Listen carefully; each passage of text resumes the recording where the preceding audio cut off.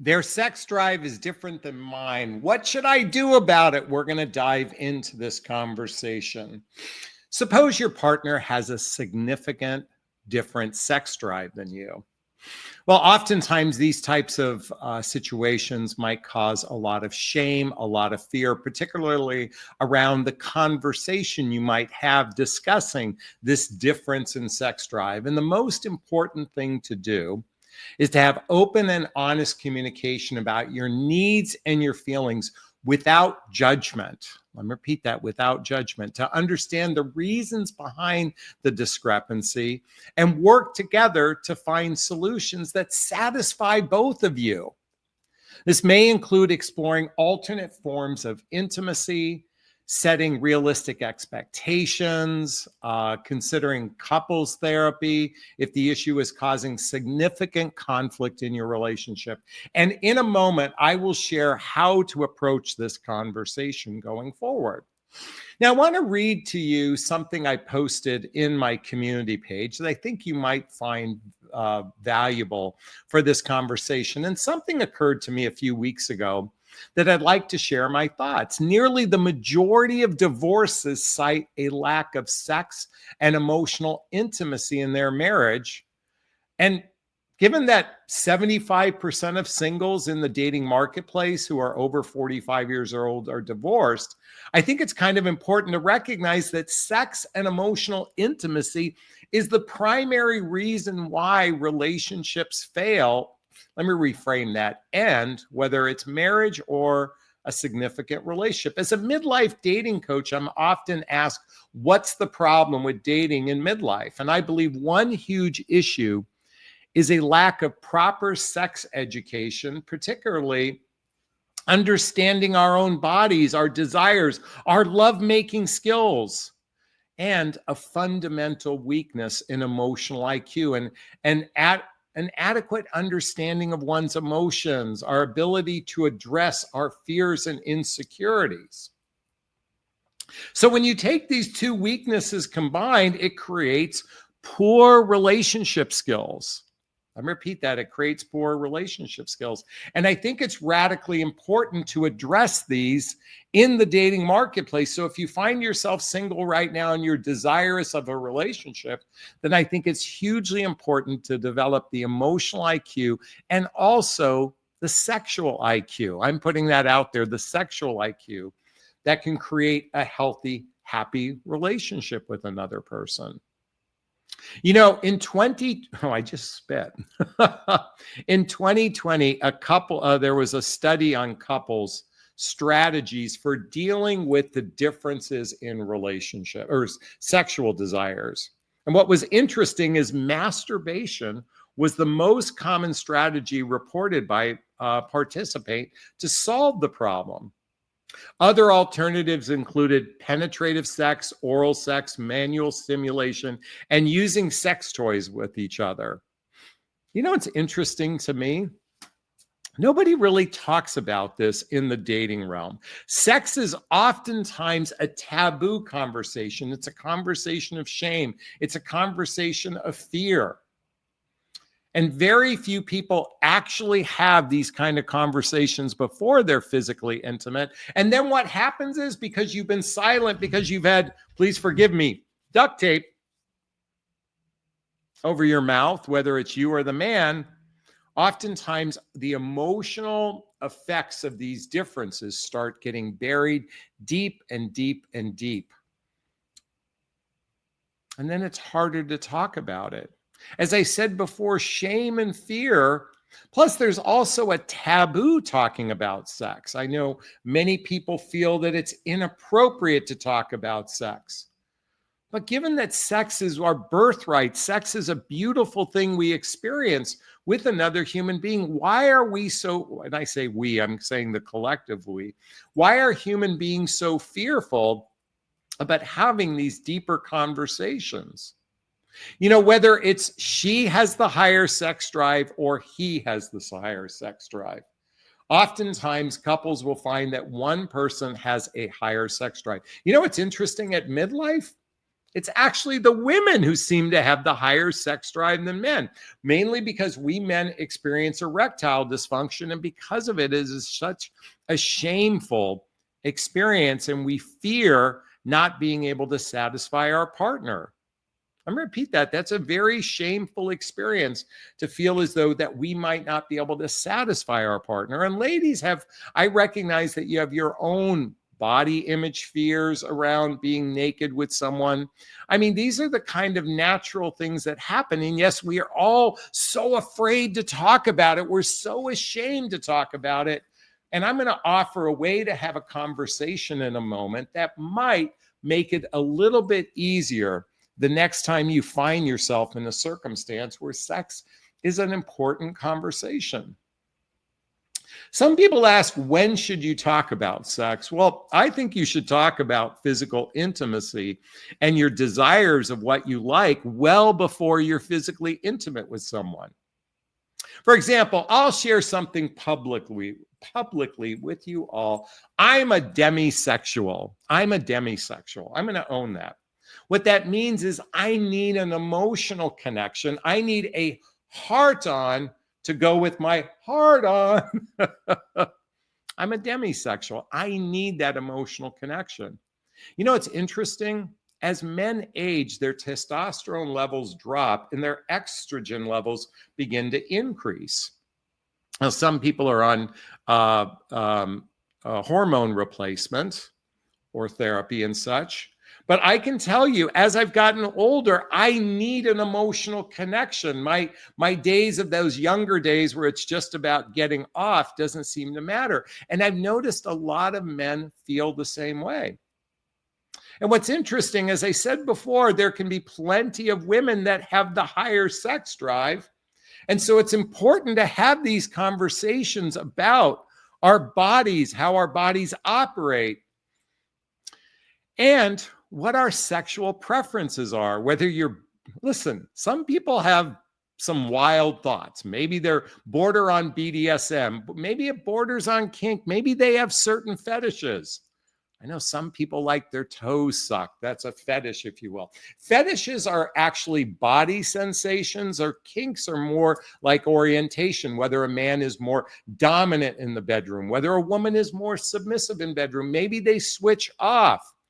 These are things that I think we should all know about our sexual preferences before we ever go out in the dating marketplace, because oftentimes we expect the other person to know us so well, what our likes and our dislikes are. And then when we're disappointed, and as I said before, we put duct tape over our mouth, not talking about the more important conversations. So what can you do about it? What should you do? First, I'm inviting everyone, and write this down. Can someone write this in the chat box? Number one, initiate a calm conversation. Initiate a calm conversation. Choose a time when you're both relaxed and not in the midst of a sexual situation to discuss your concerns. You know, ladies, you always tell me it's important to be communication. But as I said before, many of you have duct tape over your mouth and you're fearful of having those deeper conversations. I'm here to encourage intimate, calm conversations. That's the first thing you should do.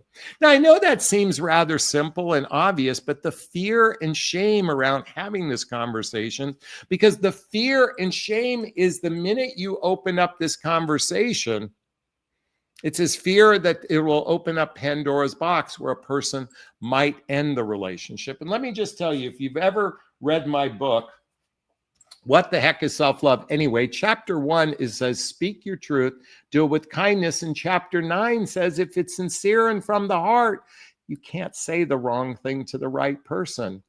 When you speak calmly from the heart, tap into your heart and say, I'm going to speak from this place. And that's a great place to initiate a conversation, from a calm, sincere, heart-centered place. Number 2, use I statements. Use I statements. Express your feelings without blaming your partner. Focus on how their different sex drive makes you feel, not blaming them, but just express how you feel. Ladies, this is going to be another criticism of you, but you're supposedly the emotional containers of the relationship, and yet so many of you have duct tape over your mouth, because I think effective communication skills is actually a weakness within men and women alike. If you haven't read the book Nonviolent Communication by Marshall Rosenberg, I highly recommend reading this book. It should have been titled Compassionate Communication. Should have been titled Compassionate Communication. But here's the thing, it's all about learning how to express your needs from the I statement. So remember, number 2, use I statements. Express your feelings without blaming your partner or the person you're going to be intimate with. Number 3, listen actively, or active listening. Pay attention to your partner's perspective and try to understand the reasons behind the different desired sexual levels. Listen actively. In fact, to actively listen, it might also include repeating what the other person said to you. Validate what the other person said to you. Hey, it's 11:11. Validate what they say. Repeat what they say. That lets them know that you're actively listening to one another.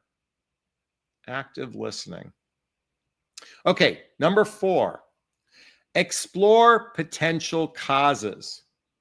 Discuss lifestyle factors like stress, fatigue, health concerns, medication that might be impacting your partner's libido.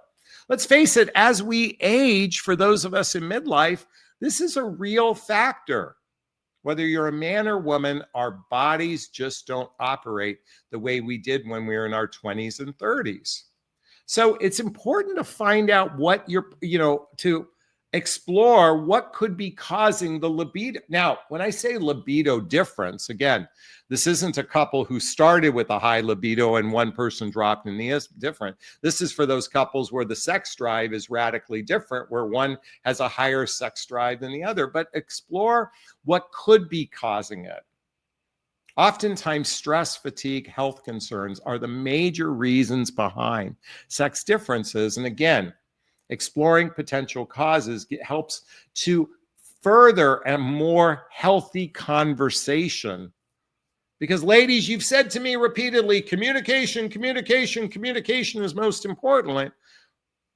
But if you're not communicating in an effective way, then what's going to happen is friction, and friction. Now, if there are differences in sexual desires, then number 5, identify compromises.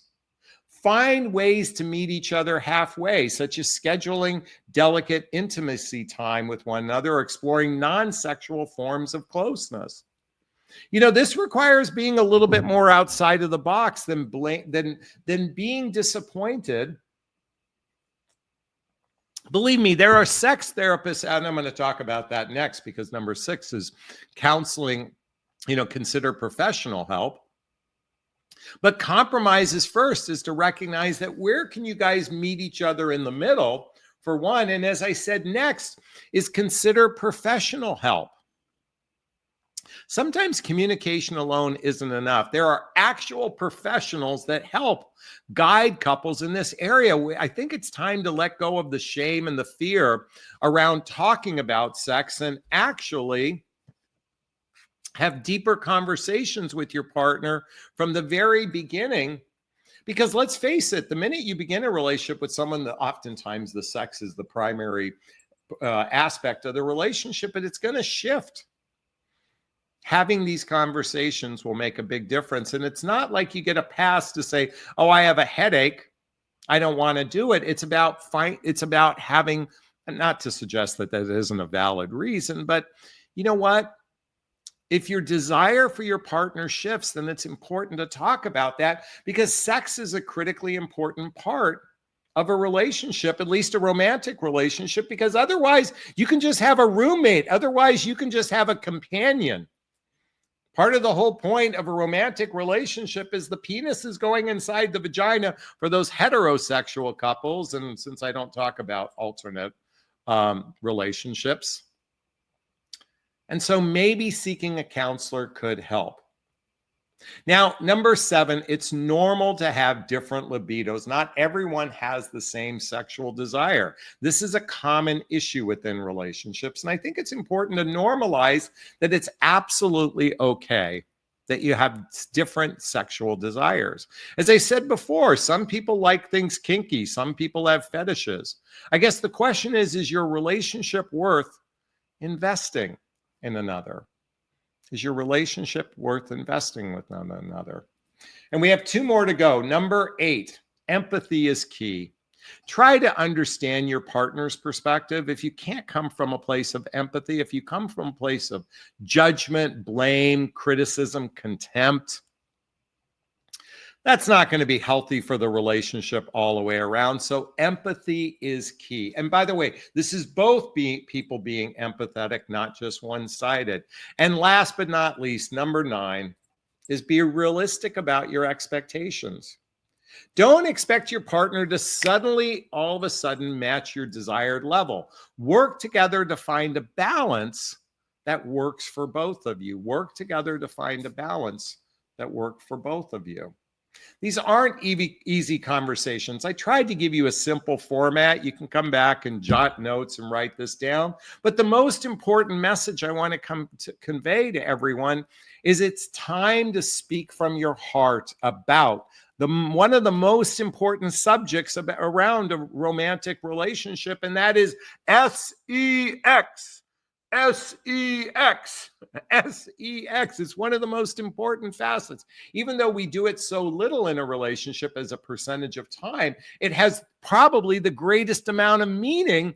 And yet, as I said earlier, too many people have duct tape over their mouth. And I'm just simply here to encourage healthy communication. I tried to create an outline of what you should do. And let me just say, good men want more than just sex. All of these conversations build intimacy. It builds trust. It builds real connection with your partner. And that's the invitation I have for all of you. Is this sinking in? Is this resonating with you? Please let me know if it is. I'd like to hear your thoughts. Post a comment below. I do my best to read them all in the first 24 hours. As always, if you find value in my videos, please hit that like button. Please share this video. Please subscribe to my channel and hit that notification bell so you can be notified of new videos as well. Also, if you want to connect with me directly, hey, there's a link below to schedule there's links below to schedule a discovery call with me to see if working with a coach is right for you. There's a link to join my group called Midlife Love Mastery. There's a link to follow me on Instagram and get all the books I recommend, all listed below.